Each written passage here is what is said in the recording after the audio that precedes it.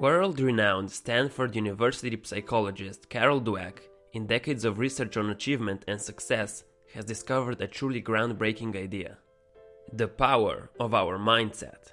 In one of her earlier researches, she wanted to study how people cope with failures. She did it by watching how kids grapple with hard problems, so she gave children in their school a series of puzzles to solve. The first ones were fairly easy, but the next ones were hard. Confronted with the hard puzzles, one 10-year-old boy yelled out, "I love a challenge!" Another, sweating away on those puzzles, looked up with a pleased expression and said, "I was hoping this would be informative." Carol always thought you coped with failure, or you didn't cope with failure. She never thought that anyone loved failure. Not only weren't these kids discouraged by failure, they didn't even think they were failing. They thought they were learning. Carol at the time thought that human qualities were carved in stone. You were smart or you weren't, and failure meant you weren't. If you could arrange successes and avoid failures, you could stay smart. Struggles, mistakes, and perseverance were just not part of the whole being smart picture. Those children, on the other hand, thought that human qualities such as intellectual skills could be cultivated through effort. And that's what they were doing, developing their intellectual skills, or simply put, getting smarter. So what does this mean for you? It shows us how a mindset can have a profound effect on your life, and that there are two mindsets: fixed mindset and a growth mindset.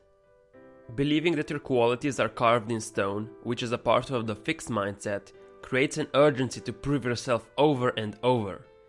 If you have only a certain amount of intelligence, a certain personality, and a certain moral character, well, then you'd better prove that you have a healthy dose of them.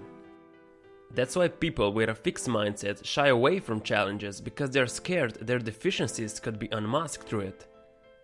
The growth mindset is based on the belief that your basic qualities are things you can cultivate through your efforts. Now, growth mindset doesn't mean everyone has the same talent and abilities. It just means everyone can grow through hard work, mentoring, and perseverance. So why waste your time looking smart when you could be getting smarter? We are slowly conveying these ideas that smart and talented people don't make mistakes and they don't work hard. The most important thing in the world is to be smart, talented, and look that way all the time. What happens is people start narrowing their world so they can succeed within that fixed mindset.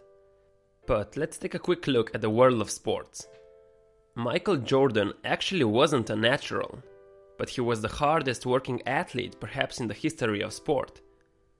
It's well known that Jordan was cut from the high school varsity team, and he wasn't recruited by the college he wanted to play for, and he wasn't drafted by the first two NBA teams that could have chosen him. Weren't they foolish? Now we know he was the greatest basketball player ever, and we think it should have been obvious from the start.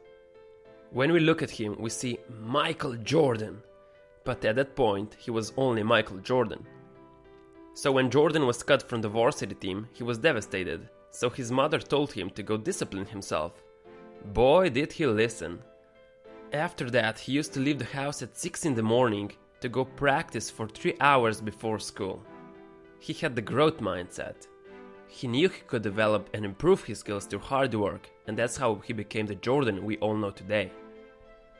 So what can we do to engrave growth mindset into ourselves and others? Just knowing about the two mindsets can produce incredible results. The other thing we can do is praise more wisely. When we praise people for the process they engage in, their hard work, their perseverance, they learn to stick to challenges. Praising talent, on the other hand, makes them vulnerable. When we tell someone, "You did that so quickly, I'm impressed," they hear, "If I didn't do it quickly, you wouldn't be impressed." Or, "You got an A without working, you're so smart." They think, "Oh, if I work, you're not gonna think I'm smart." Instead, when you give praise to other people, you should try something between these lines. "I like the way you tried all kinds of strategies on that math problem until you finally got it. You thought of a lot of different ways to do it and found the one that worked." This way, you praise hard work and not the so-called talent. Also, telling people they are smart is one of the biggest mindset crimes you can commit. In one study, they actually found out that telling people they are smart lowers that person's IQ. Here's a common question about the mindsets. Can you have both mindsets? Many people have elements of both. You can have different mindsets in different areas. I might think that my personality is fixed, but that my intelligence can be developed. Or that my social skills are fixed, but my creativity can be developed. Carol found that whatever mindset people have in a certain area, that mindset will guide them in that region. You have a choice. Mindsets are just beliefs. They're powerful beliefs, but they're just something in your mind, and you can change your mind. So try your best to put yourself in the growth mindset every time you face a challenge. That way, you will be better than yesterday. Thank you for listening. If you enjoyed the video, please hit the like button, and if you want to see more videos like this, make sure to subscribe. Also, leave a comment telling me what you liked or disliked about the video, so I can improve in my future videos. Thanks!